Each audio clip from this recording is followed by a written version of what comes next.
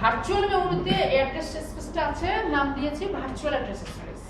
কেন ভার্চুয়াল, কেন ফিজিক্যাল না একটু পরে বুঝবো। ওকে, এই যে total virtual address space 64 kilobyte, এই টোটাল ভার্চুয়াল অ্যাড্রেস স্পেসটাকে অনেকগুলো ছোট ছোট ইউনিটে ভাগ করে ফেলা হয়েছে। ঠিক আছে, যেমন এখানে एग्जांपल আকারে 4 কিলোবাইট করে একটা ইউনিটে ভাগ করা হয়েছে। 64 কিলোবাইটকে 4 কিলোবাইটের এরকম অনেকগুলো ইউনিটে যদি আমরা ভাগ করি তাহলে টোটাল কয়টা ইউনিট তৈরি হবে? 16টা। 4 16 64, 16টা ইউনিট তৈরি হবে। ওকে, এই কারণে দেখেন এখানে এই যে 16টা ইউনিট আছে, প্রত্যেকটা ইউনিট এই যে যেমন 0k থেকে শুরু করে 4k, মানে 4k -1 পর্যন্ত।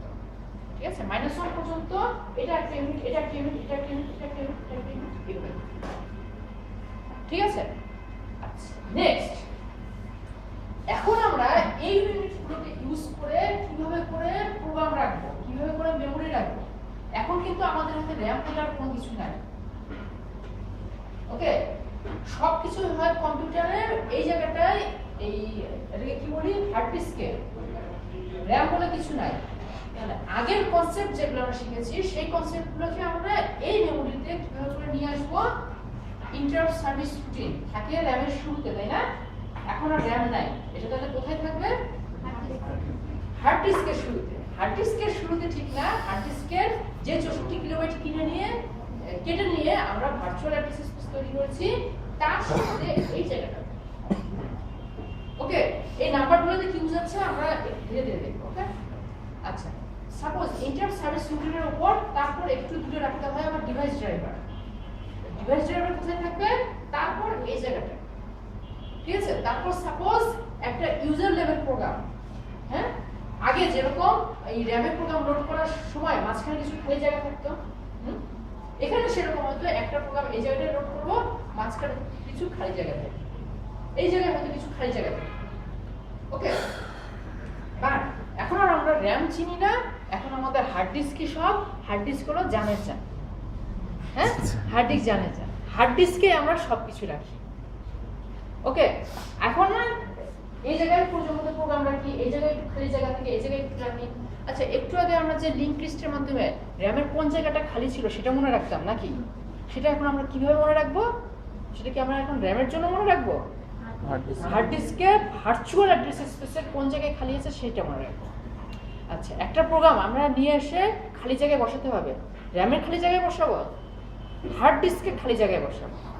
আচ্ছা, বেস আর লিমিট রেজিস্টার এখন কি র‍্যামের বেস আর র‍্যামের ভিতরের কোনো লোকেশনকে পয়েন্ট করবে? একটা প্রোগ্রাম সাপোজ লোড করা আছে এইটুক জায়গায়, তাহলে তার বেসটা কোথায় পয়েন্ট করবে? বেসটা পয়েন্ট করতে হলে এই জায়গাটায় লিমিটটা দিয়ে এতটুকু লিমিট দিয়ে দেওয়া হবে। ওকে, হার্ড ডিস্কে এইটুকুতে সাপোজ তৈরি হবে ইউজার স্পেস, এইটুকুতে সাপোজ রাখা হবে কার্নেল স্পেস। ওকে, তাহলে টোটাল জিনিসটা আমরা শুরু থেকে যা কিছু শিখছি, সারা জীবন যা শিখছি সবকিছু এখন চলে আসছে হার্ড ডিস্কে, র‍্যাম বলে আর কোনো কিছু নাই। ওকে, আচ্ছা এইরকমটা যখন আমরা করেছি তখন আমরা খুব খুশি। কেন? এখন আমাদের র‍্যামের সাইজ হয়ে গেছে বিশাল। হ্যাঁ, একেবারে এনএফএস কার্বন টার্বন আরো পরে কি কি যেন আসছে না? কার্বনের পর আর কি আসছে না? আর খেলিনি আসছে কার্বন এয়ারবর্ন। ওরে বাবা, এখন কি এনএফএস থেকে প্লেন চালাতে হয় নাকি? না না, গাড়িটা এত লং জাম্প করে যে পুরা এইভাবে করে ঘুরে যেতে পারে বাইসাইকেল।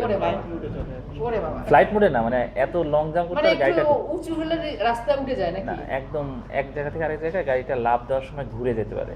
আবার ঘুরে ডিগবাজি খায়? হ্যাঁ, গাড়ি ঘুরতে পারে, পাশে ঘুরতে পারে, সেরকম ব্যাপার খেলতে হবে। ঠিক আছে, সাপোজ আমি কি করলাম, এই যে আপনাদের কাছে গল্প শুনলাম, হ্যাঁ গল্প শুনে বাসায় যে এখন এয়ারফোন খেলতে যাচ্ছি। ঠিক আছে, এয়ারফোন আমার তো র‍্যামের জায়গা হয় না, আমি র‍্যামটা খুলে ফেলাইছি। এই পিছে কথা বলে কেন? কথা কেন?